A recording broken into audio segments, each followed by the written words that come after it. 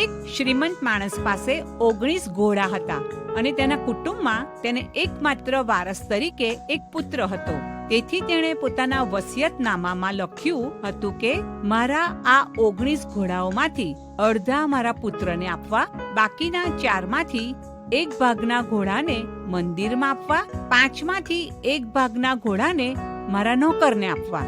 આ વસિયતનામું વાંચીને ગ્રામ પંચાયતના લોકો મૂંઝવણમાં મુકાઈ ગયા કે 19 ઘોડાઓને વહેંચવા કેવી રીતે.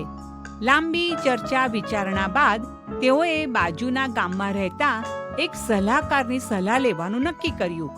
બીજા દિવસે આ સલાહકાર પોતાના ઘોડા ઉપર બેસીને આવ્યા અને પોતાનો એ ઘોડો પેલા શ્રીમંત માણસના 19 ઘોડાઓની પાસે ઊભો રાખી દીધો. હવે ત્યાં 20 ઘોડાઓ હતા. તેથી પેલા સલાહકારે 10 ઘોડા પેલા શ્રીમંતના પુત્રને આપ્યા.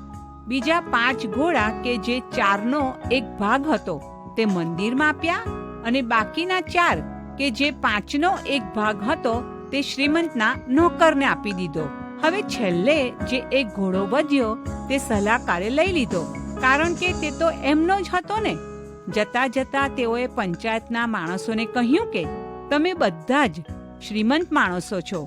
જો તમે પણ સ્વાર્થી અને સંકુચિતતાને છોડીને મારી જેમ વિચાર્યું હોત તો તમે પણ મારી જેમ ન્યાય કરી જ શક્યા હોત ને.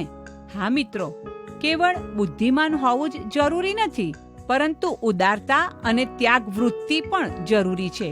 બાઇબલમાં કોરિન્થીયોને પહેલો પત્ર 10મો અધ્યાય અને 24મી કલમમાં લખવામાં આવ્યું છે કે કોઈએ માત્ર પોતાનું જ નહીં પણ દરેકે બીજાનું હિત જોવું.